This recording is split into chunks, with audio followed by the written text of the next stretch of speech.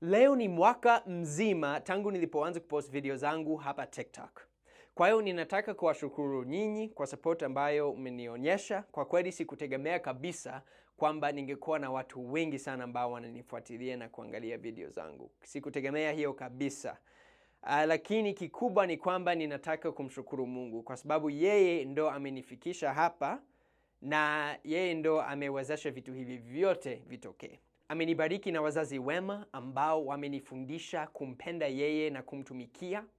Amenibariki na nafasi na akili ya kujifunza lugha mpya. Pia amenibariki na marafiki wengi wema ambao wamenisaidia kwa njia nyingi katika maisha yangu. Unajua, ni siku hii mwaka uliopita, kuna rafiki yangu ambaye aliniandikia, unaweza kuona hapo, akasema, unapaswa kufanya video kwa TikTok ukiwa unaongea Kiswahili.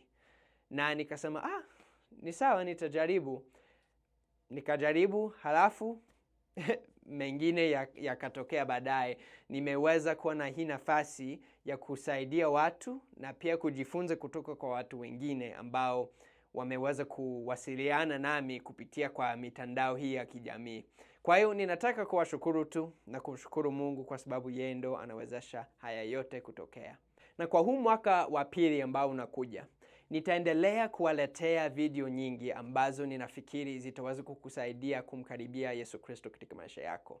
Nitakuwa najaribu kuimba sana nyimbo za Injili, na pia nitaanzisha channel mpya ya YouTube ambayo itaitwa Tusome Kitabu cha Mormoni. Kwa sababu najua kuna watu wengi sana ambao hawakifahamu kitabu cha Mormoni na hawajui jinsi ambavyo kitabu hicho kinaweza kuwasaidia na kuwabariki katika maisha yao. Kwa hiyo nitarusha channel hiyo kama mwezi wa 7 au mwezi wa 8 hivi.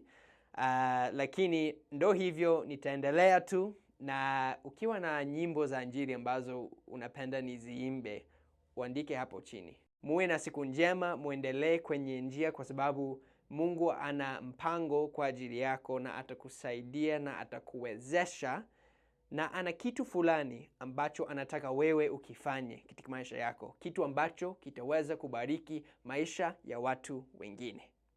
Bwana asifiwe, mubarikiwe, asante sana.